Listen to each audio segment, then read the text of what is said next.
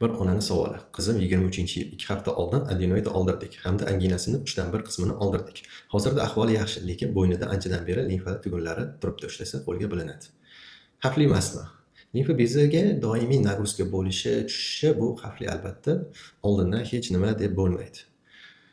Adenoid bilan anginani olinsa tuzalib ketadi deyishgandi. Uni aloqasi yo'qmi? Aloqasi bor, hozir tushuntirib beraman. Hop, bu ko'rsatayotgan rasmda bu limfa bezi. Limfa bezi butun tanaga qon tomiriga o'xshab tarqagan. Uni vazifasi tanamizdagi ortiqcha modda, zararli moddalardan, bakteriya, virus, chiqindilardan tanani tozalash va doimiy top-toza saqlash. Asosiy vazifasi immunitetda.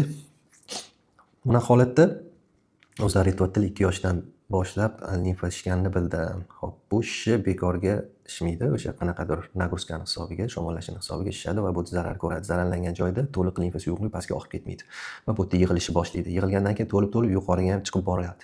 Kallaning yuqori qismlarida ham nagruska bo'lib, limfa bezlari kattalashib boshlaydi.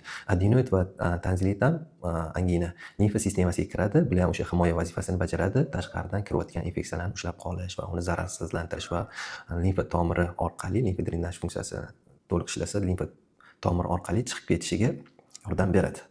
Xo'p, bu yoqda zastoy bo'ldi, to'ldi, bu yoqda to'ldi. O'shanda avtomatik nima qiladi? Adenoid ham va angina ham kattalashishni boshlaydi. Uni belgisi kattalashib belgi berguncha уже biroz kechroq bo'ladi. Agar vaqtliroq aniqlansa, lecheniya qilish osonroq bo'ladi. Bularda уже 3-stepen bo'lsa kerak, adenoid kattaligi o'sha og'zidan nafas olyapti va oyoq-qo'llarga og'riq berishni boshlagan va tez kasal bo'lishni boshlagan dedilar. Buni holatda organizm bu yerda infeksiya ko'p turib qolsa, angina va adenoidlarda to'liq olib chiqib ketolmayapti limfa sistemasi. Bizning tanamiz shunaqa aqlli, o'zini o'zi tozalash xususiyati bor. Limfa sistemi ishlamayapti, qon tomir sistemasi ishlashni boshlaydi, qonga so'lishni boshlaydi haligi infeksiya to'lib ketgandan. Hujayralarda infeksiya to'lib ketgandan hisobiga qonga so'riladi. Qonga infeksiya o'tgandan keyin tana bo'ylab aylanadi va nozik bo'g'imlarga o'tirishni boshlaydi infeksiya va og'riq berishni boshlaydi.